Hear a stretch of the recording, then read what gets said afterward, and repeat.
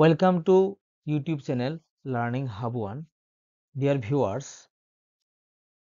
2022 চনত অনুষ্ঠিত হোৱা গ্ৰেড 3 টেকনিকেল পৰীক্ষাৰ ইংলিছৰ প্ৰশ্নকাকতখন সমাধান কৰিবলৈ গৈ আছো যিবিলাক প্ৰশ্নোত্তৰ আগন্তুক অনুষ্ঠিত হ'বলগীয়া গ্ৰেড 3 আৰু গ্ৰেড 4 ৰ বাবে অতিকৈ প্ৰয়োজনীয়।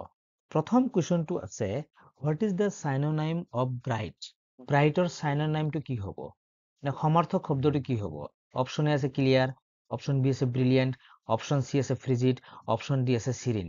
The correct option will be option B, brilliant. মানে the synonym of bright কি হ'ব? Brilliant হ'ব। The next question আছে, what is the feminine gender of wizard?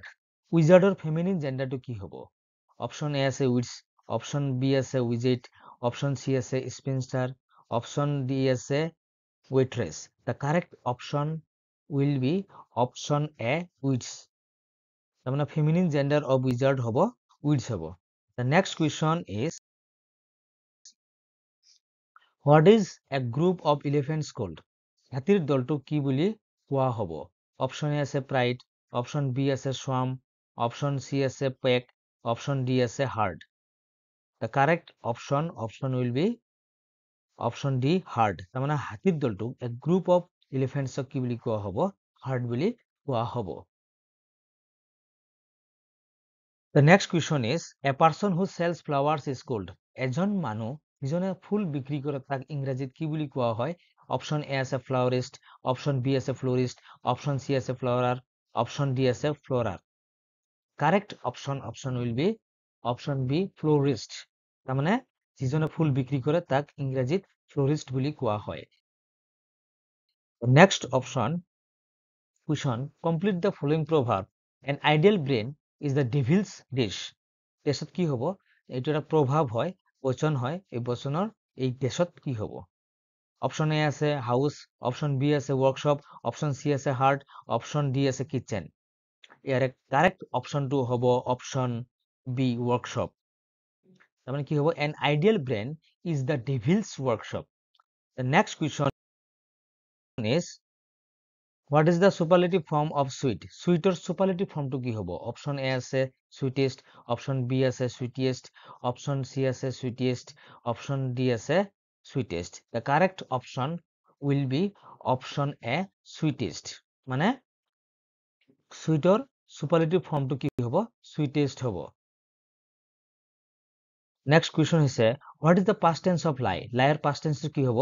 Option A আছে lay, option B আছে laid, option C আছে lain, option D আছে late. The correct option will be option A, lay. তাৰমানে liar past tense to কি হ'ব? lay হ'ব। Next question আছে, choose the correct verb from the following to complete the sentence. Hori and I, yes, all school friends. Option A আছে are, option B আছে am, option C আছে is, option D আছে have. The correct option will be option R. Option A, R হ'ব। তাৰমানে Hari and I are old school friends. am হ'ব নোৱাৰে, is হ'ব নোৱাৰে, have হ'ব নোৱাৰে। The next question is, what is the opposite gender of cope? Copeৰ opposite gender to কি হ'ব? Option A আছে so, option B আছে pen, option C আছে do, option D আছে e. The correct option will be option B, pen হ'ব।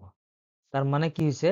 কোপ মানে হৈছে মাইকী না মতা ৰাজহাঁহ আৰু পেন হৈছে মাইকী ৰাজহাঁহ। গতিকে অপজিট জেন্ডাৰ যিহেতুকে আমাক উলিয়াব দিছে, গতিকে কোপটো হৈছে মতা ৰাজহাঁহ আৰু পেনটো হৈছে মাইকী ৰাজহাঁহ। গতিকে মতা ৰাজহাঁহৰ বিপৰীতে কি হ'ব?